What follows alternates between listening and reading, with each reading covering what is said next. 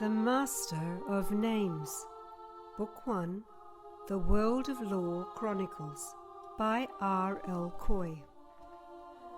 Copyright 2016 by rlkooy. All characters and events in this publication, other than those clearly in the public domain, are fictitious, and any resemblance to real persons, living or dead, is purely coincidental. All rights reserved. No part of this publication may be reproduced, distributed, or transmitted in any form or by any means, including photocopying, recording, or other electronic or mechanical methods without the prior written permission of the publisher, except in the case of brief quotations embodied in critical reviews and certain other non-commercial uses permitted by copyright law. For Ron and Jeanette Coy, who always believed the impossible was possible, in memory of Ewan Griffith, to whom God showed strength through his weakness. The letter from the author. Dear reader, I was born on the 9th of March, 1992. I'm from Perth, Western Australia. Stories and writing have always been a part of my life. I started telling stories soon after I began hearing them, and I recorded my first story when I was only 6 years old. I have always written or recorded my stories on cassette tapes or as MP3s. I guess you could say that ultimately I've always enjoyed spinning a good yarn.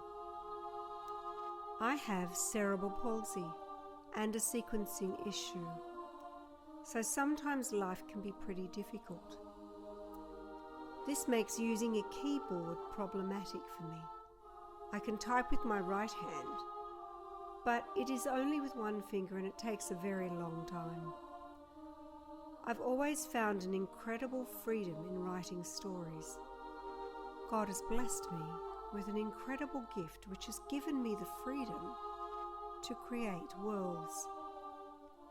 I figured if great people such as J.R.R. Tolkien could write, so could I.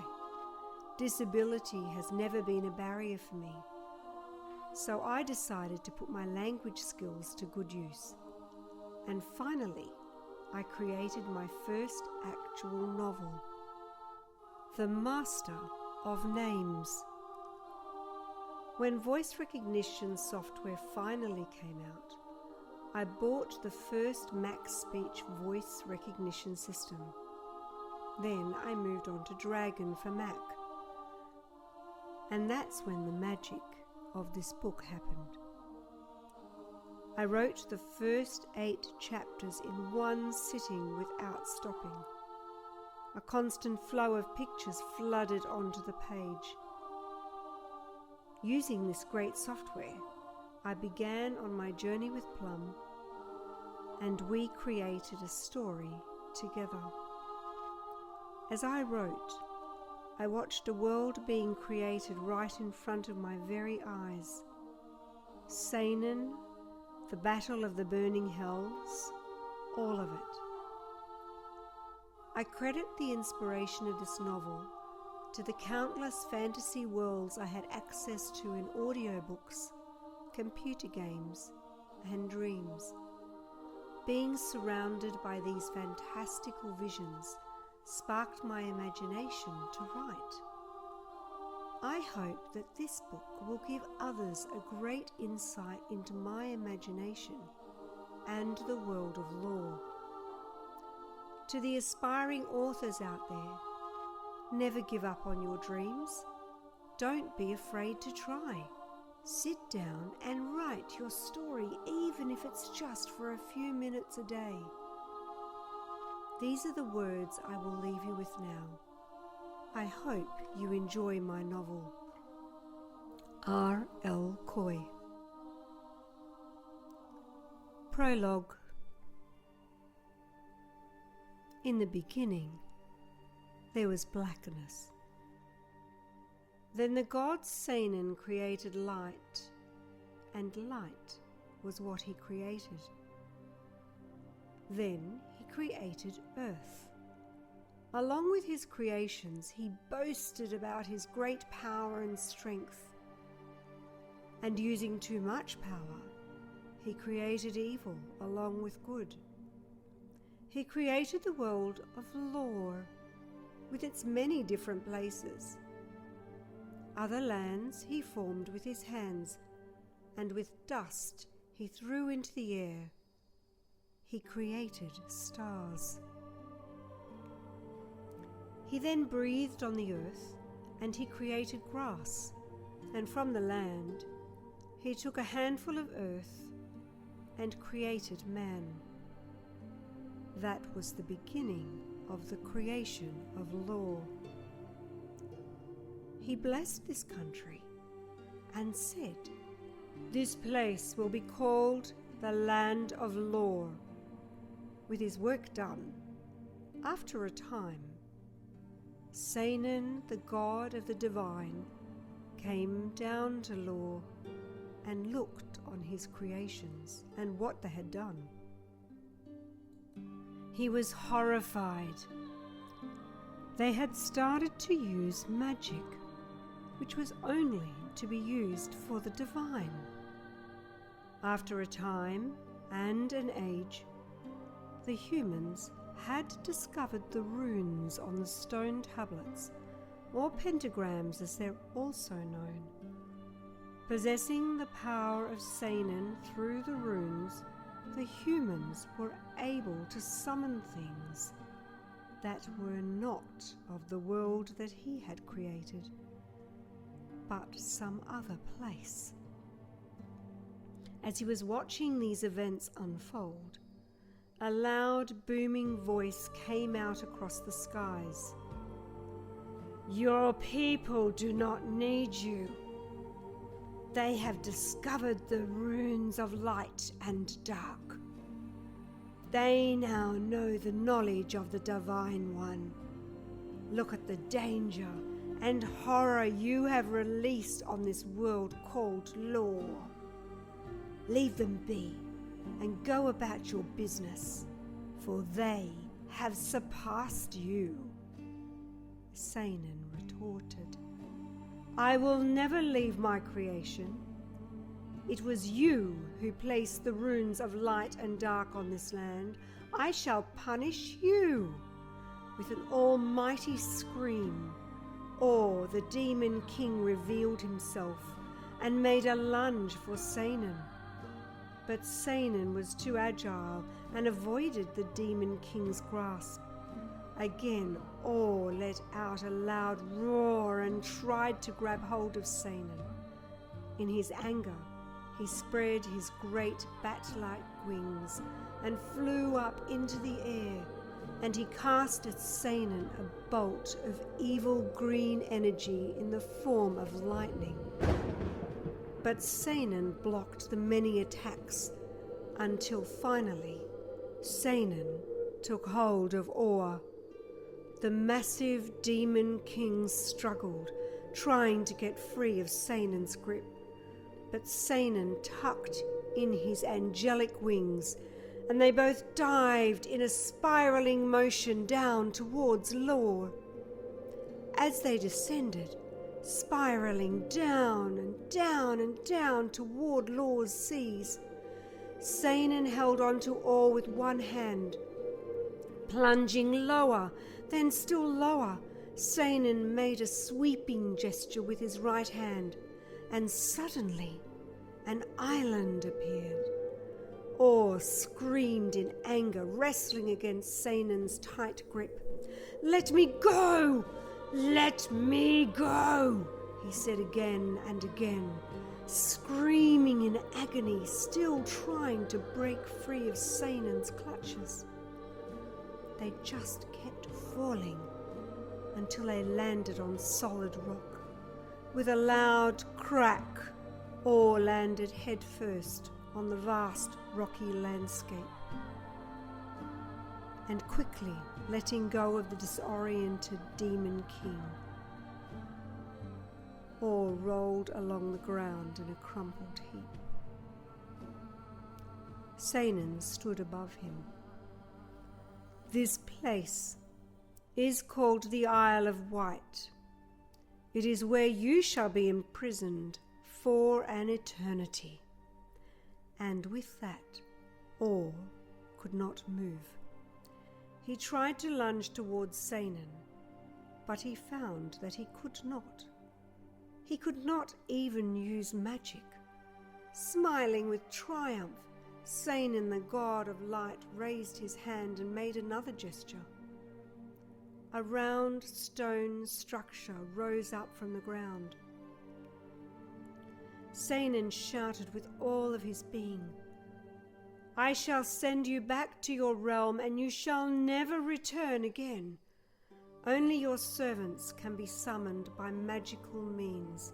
This is your punishment." With that, Seinan, the god of light, reached down and drew up 5 stones from the rock of the land. He held them out in one hand, stretching 2 fingers out towards Or, the demon king. A flash of light passed the demon king and into the stone prison. On the circular rock, Seinan traced many runes.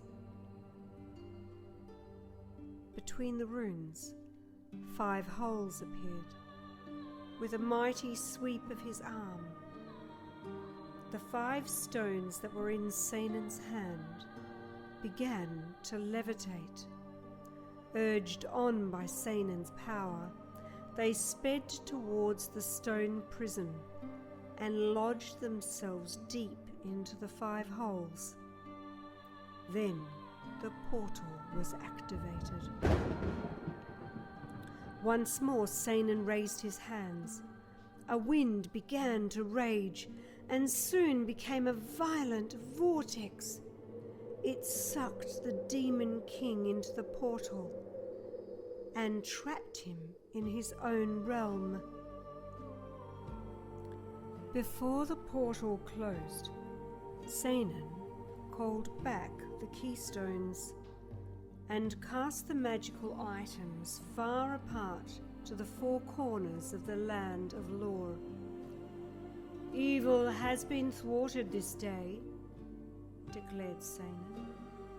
"Let Lore do as it pleases, but the punishment for my creation will be that it will war against demons, and that demons will war against men." And so started the Battle of the Burning Hells. An excerpt from the Book of Light, Chapter 1, verses 1 to 6. Many years had passed, and the eternal conflict, the war of the burning hells, continued on between the kingdoms. Then one day, a mighty force rose up and challenged the demons. A leader who was called the Master of Names. Historians do not know his real identity, but it is said that he was a powerful wizard who, with his general Proleus at his side, managed to keep the demons and dark wizards at bay. The Master of Names and his legion of wizards and warriors kept the kingdom safe and taught people how to defend themselves. As a result, the humans were able to make the demons fear them. Thus, peace fell over Lore for a time. After a while, the Master of Names left, and no one knew where he went. He just disappeared after the War of the Burning Hells. In the time that followed, a school was built. Its name was the School of Black Shadows. It was a school of great magic. As Prolius said, this school will bring about a new age of magic users that will prevent the War of the Burning Hells from ever happening again. Chapter 1. Devane. Plum was soundly asleep in his bed, the streaks of dawn coming through the window lighting up the pane. He snored comfortably, and even from his dreams he could hear Adriana calling out, "Plum, it's time to get up. I need you to take the grain down to Damien Fryer. We don't want to lose the farm to the royal tax collectors, or the royal pains in the butt, as I like to call them." With a compliant groan, Plum got up. He was a young boy, only about 16 years of age, just beginning to come into his own. Lethargically he got out of bed, dragged himself to his feet, and looked at his mother, Adriana. "Oh, what's for breakfast?" Plum asked. Rolling her eyes, Adriana replied, "There is oatmeal on the table with hot milk and honey. Come on, the food will get cold." She eyed him for a moment. "But first, you need to get dressed. I'll give you some privacy." She left the room as Plum studied himself in a mirror on the wall. Peering closely, Plum could see his gaunt face reflected in the mirror. His long brown hair was dishevelled, and his cool green eyes looked foggy in the dirty mirror. Although he should be the picture of youth, he was the oldest-looking boy of his age in Devane. He certainly wasn't the most good-looking either. At least he didn't think so. The room around him was small and sparsely furnished. There was a single chair in the corner and a solitary high shelf with some sentimentally precious trinkets on it. He left his bedroom and went through to the dining room, which was really just a small kitchen. There was a clay oven in one corner and mosaics on the wall. Pots and pans hung down from the ceiling, creating a warm, inviting environment. Plum sat down on the old chair. It had been where his father always sat before he went off. And that fateful night, when he went to defend the breach in the portal on the Isle of Wight. Wolves had killed him before he could fix the breach. But that had been almost 9 years ago. Plum, at only 7 years old, had listened solemnly as Adriana told him about a dishevelled man in broken armour who had come to their door to inform them of his father's death. The man had leant against the door, broken and battered. We had a breach. We were able to kill the demons that escaped. But we lost your husband," the man had told her. "I'm so sorry. There was nothing we could do." That man had died on the doorstep of the house. Thinking about his father always brought back a sharp, familiar pain in Plum's heart. He tried to ignore it as he stared down into his porridge and started eating. Adriana sat beside him and tilted her head to one side, her blonde locks dangling down. "Something on your mind, sport?" she said with a sigh.